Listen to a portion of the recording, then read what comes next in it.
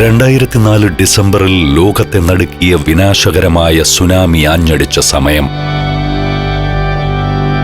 ഇന്തോനേഷ്യയിലെ ആഷെ പ്രവിശ്യയിൽ കടലെടുത്തുപോയ സ്വന്തം വീടിന്റെ അവശിഷ്ടങ്ങൾക്കിടയിൽ 21 ദിവസങ്ങൾ ഒറ്റയ്ക്ക് പട്ടിണി കിടന്ന് ജീവൻ നിലനിർത്തിയ ഒരു 7 വയസ്സുകാരനുണ്ടായിരുന്നു,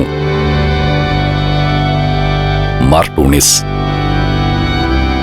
21 ദിവസങ്ങൾക്ക് ശേഷം ചെളിയിൽ പൂണ്ടുകിടന്ന ആ കുട്ടിയെ രക്ഷാപ്രവർത്തകർ കണ്ടെത്തുമ്പോൾ ആ മെലിഞ്ഞൊട്ടിയ ശരീരത്തിലുണ്ടായിരുന്നത് പോർച്ചുഗൽ ദേശീയ ടീമിന്റെ ജേഴ്സി. ആ ഇന്തോനേഷ്യൻ ബാലന്റെ ചിത്രം ലോകമാധ്യമങ്ങളിൽ വലിയ വാർത്തയായി. ഈ ദൃശ്യങ്ങൾ ടിവിയിൽ കണ്ട ക്രിസ്ത്യാനോ റൊണാൾഡോയുടെ ഹൃദയം തകർന്നു. അയാൾ ആ കൊച്ചുകുട്ടിയെ കാണാൻ നേരിട്ട് ഇന്തോനേഷ്യയിലേക്ക് പറന്നു. മാർട്ടൂണിസിനെ ചേർത്ത് പിടിച്ച് അവന്റെ ഭാവി വിദ്യാഭ്യാസ ചെലവ് മുഴുവൻ റൊണാൾഡോ ഏറ്റെടുത്തു. സുനാമിയിൽ തകർന്നടിഞ്ഞ അവരുടെ വീട് സ്വന്തം ചെലവിൽ റൊണാൾഡോ പണിതുകൊടുത്തു. തുടർന്ന് റൊണാൾഡോ ആ കുട്ടിയെ പോർച്ചുഗലിലേക്ക് കൊണ്ടുവരികയും സ്പോർട്ടിംഗ് ലിസ്ബണിന്റെ അക്കാഡമിയിൽ ഫുട്ബോൾ പരിശീലനത്തിന് ചേർക്കുകയും ചെയ്തു. മഡെയ്റയിലെ ചോർന്നൊലിക്കുന്ന മേൽക്കൂരയുള്ള വീട്ടിൽ പട്ടിണി കിടന്നുറങ്ങിയ ഒരു ഭൂതകാലം അയാൾക്കുമുണ്ടായിരുന്നു. അക്കാലത്ത് ബ്രിട്ടീഷ് മാധ്യമങ്ങൾ അവനെ എത്രത്തോളം ക്രൂരമായി വേട്ടയാടിയോ അത്രത്തോളം കരുണയവൻ ലോകത്തോട് തിരികെ കാണിച്ചു. 2005 സെപ്റ്റംബറിൽ അച്ഛന്റെ മരണമുണ്ടാക്കിയ ആഘാതത്തെ റൊണാൾഡോ നേരിട്ടത് ഫുട്ബോളിൽ കൂടുതൽ ശ്രദ്ധ കേന്ദ്രീകരിച്ചുകൊണ്ടാണ്. കളിക്കളത്തിലെ അനാവശ്യമായ ഡ്രിബ്ലിങ്ങുകൾ കുറച്ച് ഗോളുകൾ നേടുന്നതിൽ മാത്രം ശ്രദ്ധിക്കുന്ന ഒരു ശൈലിയിലേക്ക് അപ്പോഴേക്കും റൊണാൾഡോ മാറാൻ തുടങ്ങി. ആ മാറ്റത്തിന്റെ ഫലം 2005 അവസാന മാസങ്ങളിൽ തന്നെ ഫുട്ബോൾ ലോകം കണ്ടു തുടങ്ങി.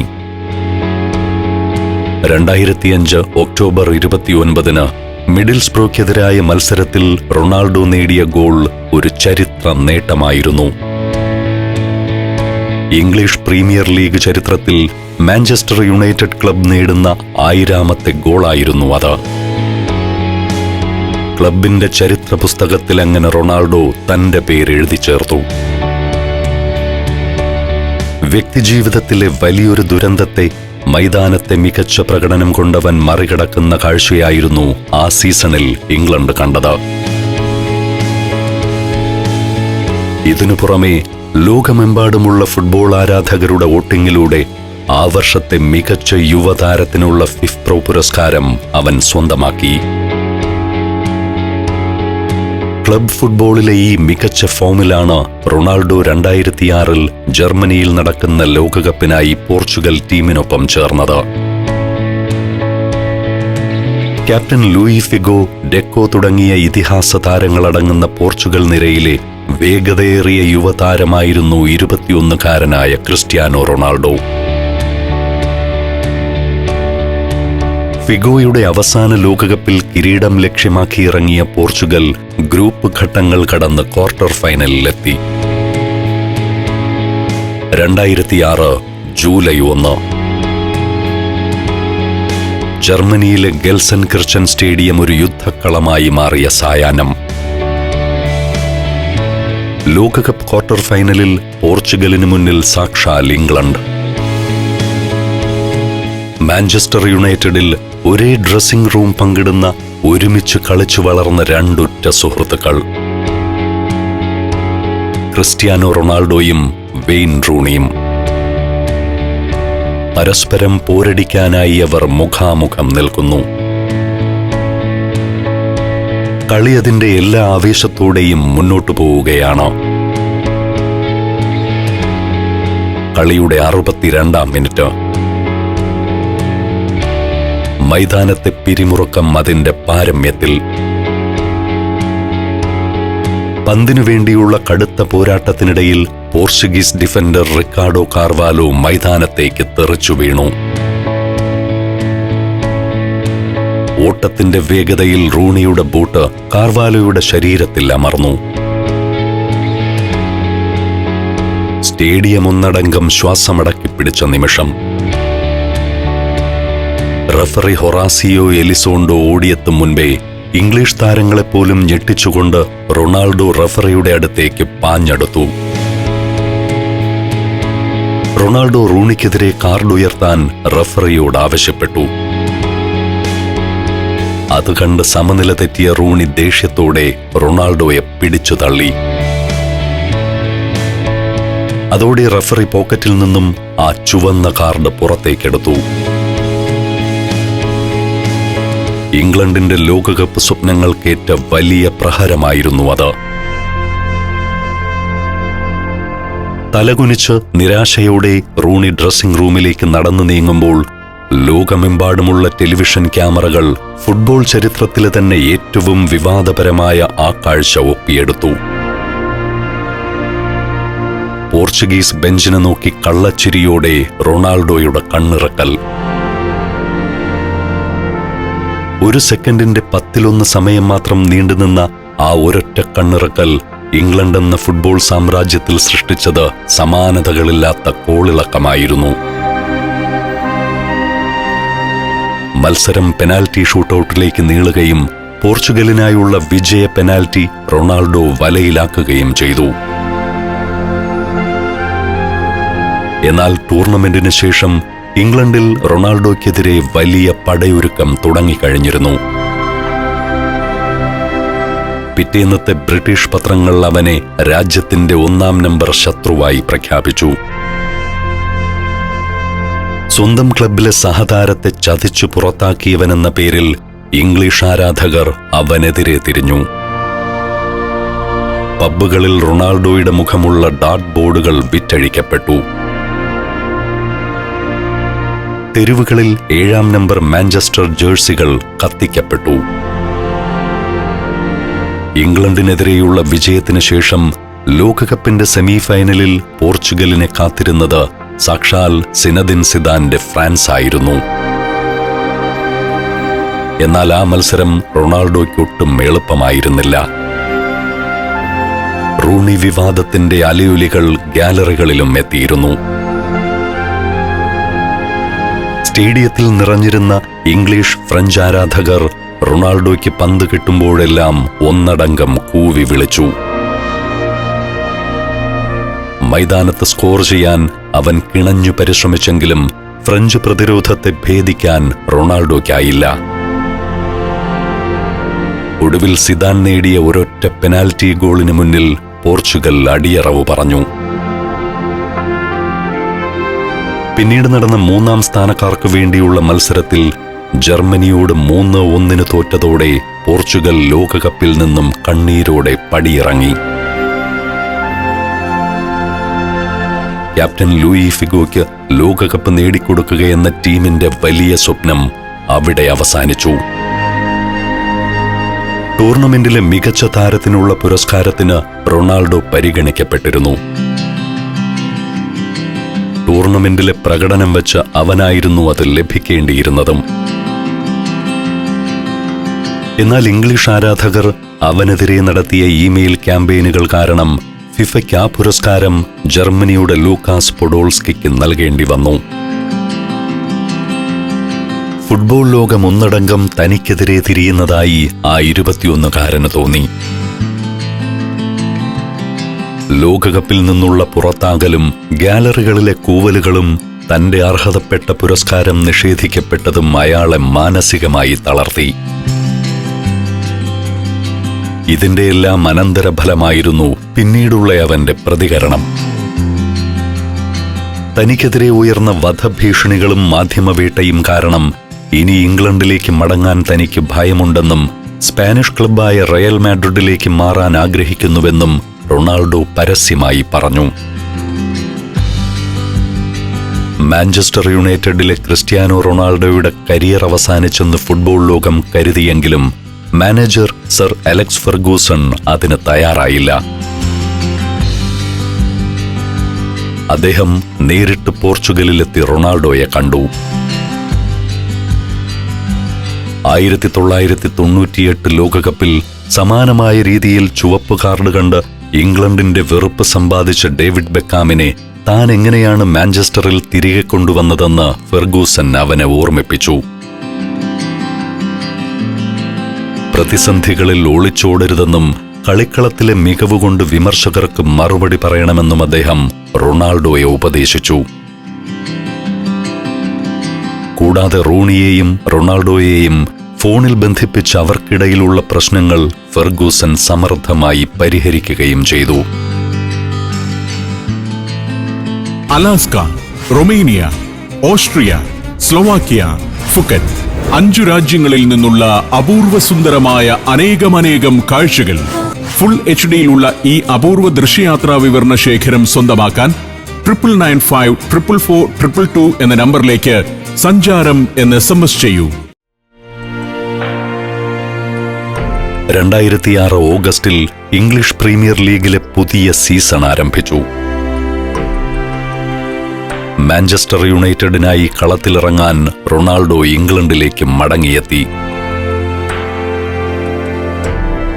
പക്ഷേ ഏത് സ്റ്റേഡിയത്തിൽ പന്തുമായി ഇറങ്ങിയാലും കാണികൾ റൊണാൾഡോയെ നോക്കി കൂവി വിളിച്ചു. എന്നാൽ ഉദ്ഘാടന മത്സരത്തിൽ ഫുൾഹാമിനെതിരെ മാഞ്ചസ്റ്റർ യുണൈറ്റഡ് ഇറങ്ങിയപ്പോൾ ഇംഗ്ലണ്ട് കണ്ടത് മറ്റൊരു കാഴ്ചയായിരുന്നു. ആ മത്സരത്തിൽ റൂണിയും റൊണാൾഡോയും പരസ്പരം ഗോളുകൾക്ക് വഴിയൊരുക്കുകയും ഗോൾ നേടിയ ശേഷം ഇരുവരും കെട്ടിപ്പിടിച്ചാഘോഷിക്കുകയും ചെയ്തു. ഇംഗ്ലീഷ് മണ്ണിൽ തനിക്ക് നേരിടേണ്ടി വന്ന വെറുപ്പിന് ഗോളുകൾ കൊണ്ട് മറുപടി പറയാൻ അവൻ തീരുമാനിച്ചുറപ്പിച്ചിരുന്നു. പക്ഷേ മൈതാനത്ത് തിളങ്ങുമ്പോഴും മൈതാനത്തിന് പുറത്തെ ജീവിതം അത്ര ശാന്തമായിരുന്നില്ല. ലോകകപ്പിലെ വിവാദങ്ങൾക്ക് ശേഷം ബ്രിട്ടീഷ് പാപ്പരാസികൾ അവന്റെ സ്വകാര്യ ജീവിതത്തിലേക്ക് ക്രൂരമായി കടന്നുകയറി. സ്പാനിഷ് മോഡലും TV അവതാരകയുമായ മെർഷെ റൊമേറോയുമായുള്ള റൊണാൾഡോയുടെ പ്രണയം പത്രങ്ങളിൽ വലിയ ഗോസിപ്പുകളായി നിറഞ്ഞു.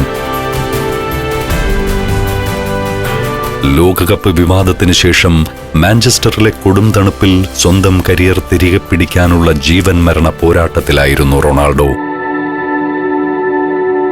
അതേസമയം മെർഷെ പോർച്ചുഗലിലെ ടെലിവിഷൻ രംഗത്ത് തിരക്കുള്ള അവതാരകയും.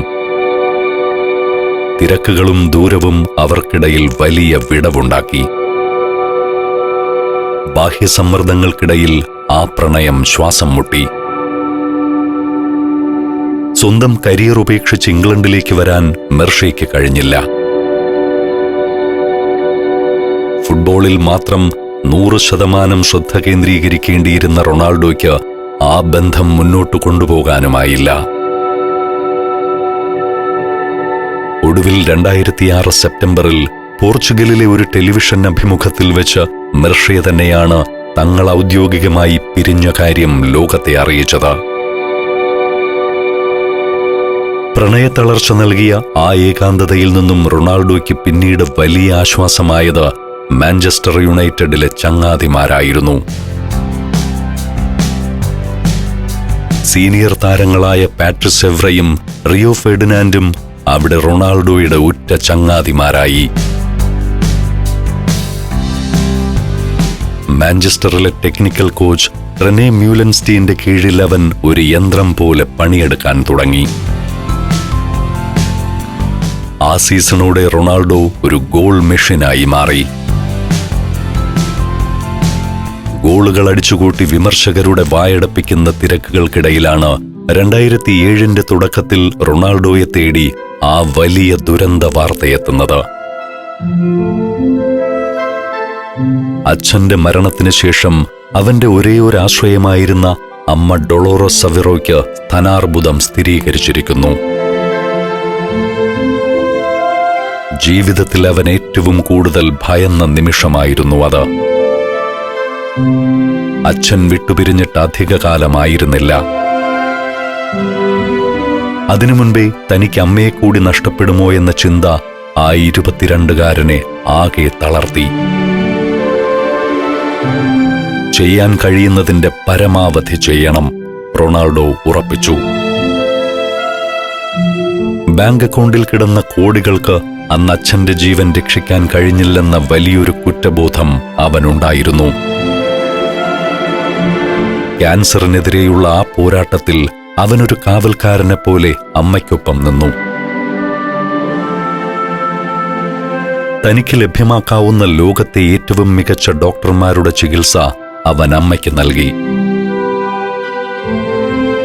ഒടുവിൽ മകന്റെ സ്നേഹത്തിനും വാശിക്കും മുന്നിൽ ആ മഹാമാരിക്ക് തോൽവി സമ്മതിക്കേണ്ടി വന്നു. ഡൊളോറസ് ആ ക്യാൻസറിനെ പൊരുതി തോൽപ്പിച്ചു. അച്ഛന്റെ അകാല മരണവും അമ്മയുടെ രോഗവും ആ ചെറുപ്പക്കാരനെ ഒരു വലിയ പാഠം പഠിപ്പിച്ചു. ജീവിതം വളരെ ചെറുതാണ്. ഉള്ള സമയം കൊണ്ട് നേടാവുന്നതിന്റെ പരമാവധി നേടുക. സ്വന്തം വിജയങ്ങൾ പ്രിയപ്പെട്ടവരെ കാണിച്ചു കൊടുക്കുക. ഈ വൈകാരികമായ പ്രതിസന്ധി ഘട്ടത്തിലും അവന് തണലായത് മാഞ്ചസ്റ്റർ യുണൈറ്റഡ് മാനേജർ സാക്ഷാൽ അലക്സ് ഫെർഗൂസൺ തന്നെയായിരുന്നു. അമ്മയെ കാണാൻ പോർച്ചുഗലിലേക്ക് പോകാൻ എപ്പോൾ വേണമെങ്കിലും അവന് ഫെർഗൂസൺ അനുവാദം നൽകി. മാഞ്ചസ്റ്ററിൽ ഫെർഗൂസൺ അവനൊരു കോച്ച് മാത്രമായിരുന്നില്ല. നഷ്ടപ്പെട്ടുപോയ സ്വന്തം അച്ഛന്റെ സ്ഥാനത്ത് അവനെ ചേർത്ത് പിടിച്ച, ആശ്വസിപ്പിച്ച വഴികാട്ടി കൂടിയായിരുന്നു ആ സ്കോട്ട്ലൻഡുകാരൻ. ഫെർഗൂസന്റെയും അമ്മയുടെയും കരുത്തുറ്റ പിന്തുണയാണ് വ്യക്തിജീവിതത്തിലെ കൊടുങ്കാറ്റുകളെ അതിജീവിച്ച് ഫുട്ബോൾ ചരിത്രത്തിലെ ഏറ്റവും വലിയ ഇതിഹാസമായി മാറാൻ അവൻ ഇന്ധനമായത്. മാസങ്ങൾ പിന്നിടുമ്പോഴേക്കും റൊണാൾഡോയുടെ ഫോം അതിന്റെ പാരമ്യത്തിലെത്തിയിരുന്നു. അതിനൊരു വലിയ ഉദാഹരണമായിരുന്നു 2007 ഏപ്രിൽ 10 നടന്ന ആ ചരിത്ര മത്സരം. ഫുട്ബോൾ ലോകം കണ്ട ഏറ്റവും നാടകീയമായ ചാമ്പ്യൻസ് ലീഗ് രാത്രികളിലൊന്നായിരുന്നു അത്. Old ട്രാഫോർഡിലെ flood ലൈറ്റുകൾക്ക് കീഴിലെന്ന് മാഞ്ചസ്റ്ററിന് ജയിച്ചേ മതിയാകുമായിരുന്നുള്ളൂ. ആദ്യപാദത്തിൽ ഇറ്റലിയിൽ വെച്ച് 2-1 തോറ്റതിന്റെ വലിയ സമ്മർദ്ദത്തിലായിരുന്നു അവർ. എതിരാളികൾ ഇറ്റാലിയൻ വമ്പന്മാരായ AS റോമ. യൂറോപ്പിലെ തന്നെ ഏറ്റവും മികച്ച പ്രതിരോധ നിരയുള്ള ടീമുകളിലൊന്ന്. പോരാത്തതിന് അതുവരെ ചാമ്പ്യൻസ് ലീഗ് മെയിൻ ടൂർണമെന്റിൽ ഒരൊറ്റ ഗോൾ പോലും നേടാൻ റൊണാൾഡോയ്ക്ക് കഴിഞ്ഞിരുന്നുമില്ല. അവൻ പരാജയമാണെന്ന് വിമർശകർ അടക്കം പറഞ്ഞ സമയം. എന്നാൽ അന്ന് റഫറിയുടെ വിസിൽ മുഴങ്ങിയ നിമിഷം മുതൽ ലോകം കണ്ടത് റൊണാൾഡോയുടെ വിശ്വരൂപമായിരുന്നു. അക്ഷരാർത്ഥത്തിൽ ഒരു കൊടുങ്കാറ്റായി ആഞ്ഞു വീശുകയായിരുന്നു അവൻ. പന്തുമായി വലത് വിങ്ങിലൂടെ അവൻ നടത്തുന്ന ഓരോ കുതിപ്പും ഇറ്റാലിയൻ പ്രതിരോധ നിരയെ ശ്വാസം മുട്ടിച്ചു. വെറുതെ ഗാലറിയെ രസിപ്പിക്കാനുള്ള ഡ്രിബ്ലിങ്ങുകളായിരുന്നില്ല അത്.